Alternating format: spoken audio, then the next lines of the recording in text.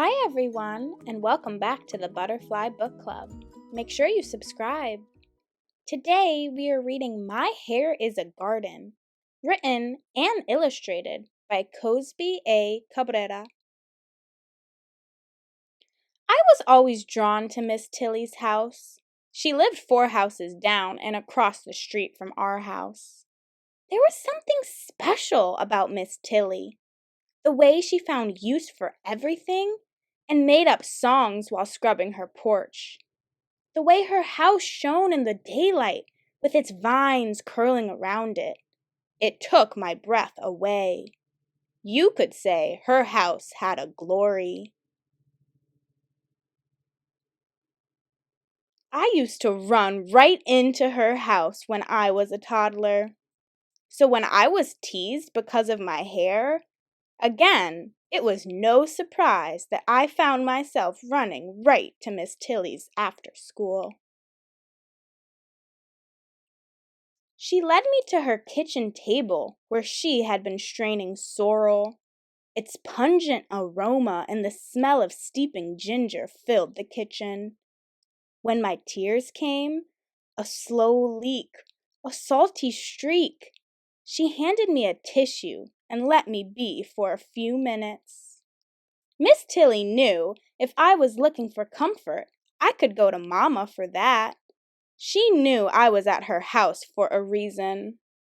She sat down a cup of sorrel in front of me, and I took a sip.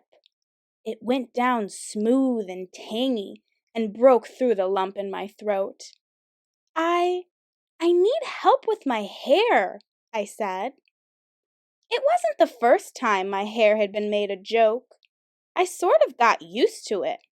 I'd shrug it off, or I'd keep my hat on even when I wasn't supposed to wear it in class.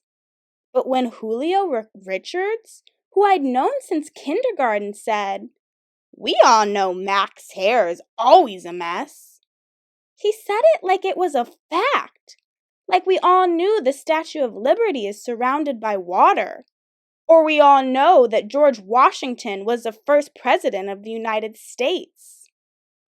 Folks have been poking fun of my hair since I was little, I told Miss Tilly. Mama's tried to fix it, but the truth is she doesn't know what to do with it. I could feel Miss Tilly's hand on my thick nest of a head. That touch gave me hope. I made a little song in my head. Miss Tilly's hair is shiny. Miss Tilly's hair is long. She wears it as a crown, like beauty wrapped in song. You know Miss Tilly's hair has a glory. Miss Tilly called my mama, who said I could stay there for a while. Then Miss Tilly turned to me. "Now, I'll show you how to shampoo," she said. Shampoo? I know my hair's a mess, but it's not dirty, I thought. Miss Tilly put a towel around my neck and led me to the sink. Normally, I would part your hair in quarters before shampooing, but it's a bit tangled and matted now, so it's best to shampoo first. We'll detangle when it's more pliable. For that, you'll need a wide-tooth comb. I already use a wide-tooth comb, I said. Well, when I use a comb, that is. Miss Tilly took out a large comb with teeth that looked as far apart as spaces in a garden rake. I nodded. "Oh, right," I said. "A wide-tooth comb." "We'll use this one for now," said Miss Tilly. "Later on, when your hair's trained, you can go back to your usual comb." Trained? Did Miss Tilly mean she could train hair? "Oh, yes," Miss Tilly replied. "You've got to work with what you have, but you can still tell it what to do." "Do you think my hair will be as long as yours once it's trained?" I asked her.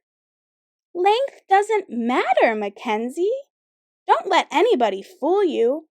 It's the health of your hair that counts." Miss Tilly ran the water in the sink. "I guess you're right," I said, but I wasn't convinced. Would my hair always be someone's idea of a joke? Would it ever be beautiful? Miss Tilly turned the water off. Which would you prefer if you had to choose? A healthy, shiny head of cropped hair, or hair that's long, straggly, fragile, and full of split ends? Were those my only choices?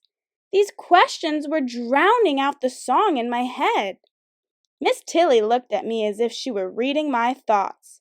She slowly pulled the towel from my shoulder and laid it on the kitchen counter by the sink, near a drained pot of sorrel.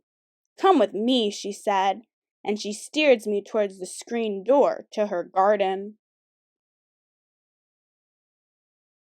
Miss Tilly's backyard was a paradise with so many shades of green, bright pockets of colorful flowers and cool shade.